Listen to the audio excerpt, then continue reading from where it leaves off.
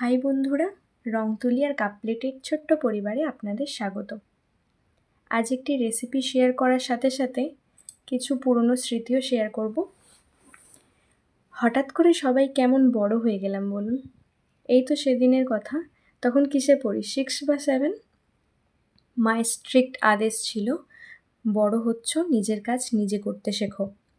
তখন সকাল 6টার মধ্যে কোচিংয়ে যেতাম, আর তাই ভোর ভোর উঠে ফ্রেশ হয়ে বেরাতাম, কারণ কোচিং থেকে ফিরে বেশি সময় পাওয়া যাবে না। একটা মজার ঘটনা মনে পড়ে, অঙ্কের ব্যাপারে আমি বরাবরই আর্কিমিডিস, মানে ওই আর কি, কতক্ষণে বইয়ের শেষ পৃষ্ঠা থেকে উত্তর মিলিয়ে দেওয়া যায়, সেই ধান্দায় থাকতাম। স্যারও আমাদের যিনি পড়াতেন তিনিও ছিলেন তেমন, খাতার মধ্যে থেকে একটা অঙ্ক বের করে বোঝাতে বলতো। আমার তো সেই ছেড়ে দে মা কেঁদে গেছে অবস্থা। ঘড়ির কাঁটা 8:05, 10 হতে চলেছে। যেখানে 8টার সময় ছুটি হয়, বাড়ি ফিরে ব্যাগ গুছিয়ে টিফিন বানিয়ে 9:30টার মধ্যে রেডি হয়ে যায়। আজ কি হবে কে জানে। 8:25 হয়ে গেল, কেঁদে কেটে 8:30টার সময় ছুটি নিয়ে দিল। মাথার মধ্যে একটা জিনিসই ঘুরছে, গতকাল বন্ধুদের বলেছিলাম আজ চাউমিন বানিয়ে নিয়ে যাব, কিন্তু কোচিং থেকে বেরোতে এক দেরি হয়ে গেল। কি করেই সব যে হবে, পড়ি কি মরি করে বাড়ি ফিরে এসে ব্যাগটা রেখে দিয়ে কিচেনে ঢুকে পড়লাম। অনেক কাজ পড়ে রয়েছে। জল গরম বসিয়ে কাঁচা নুডলসগুলো সিদ্ধ করে নিলাম। ঘড়ির কাঁটায় 9:10। আলু পেঁয়াজ কাটতে তো হবেই, আর স্পিডে কাটতে লাগলাম, যেন রান্নার অলিম্পিক হচ্ছে। যাই হোক, প্রথমে কড়াইতে তো তেল দিয়ে তাতে প্রথমে আলু কাঁচা লঙ্কা একসাথে ভেজে নিলাম।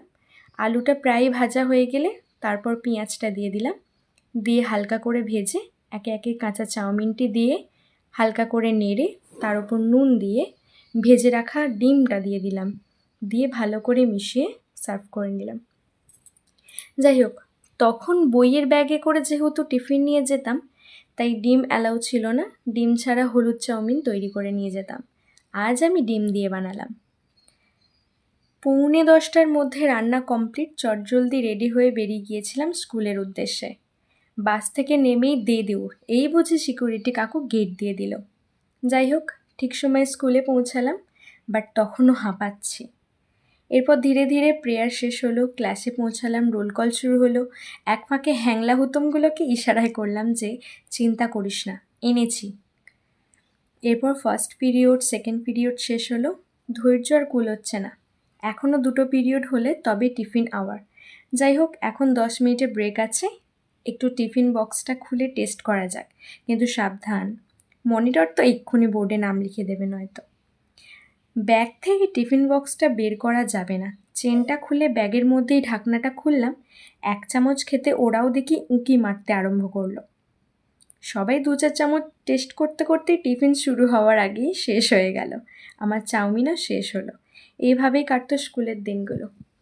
যাই হোক, ভিডিওটা যদি আপনাদের ভালো লেগে থাকে অবশ্যই একটা লাইক আর সাবস্ক্রাইব করে দিও। আজকের মতো চললাম, বাই।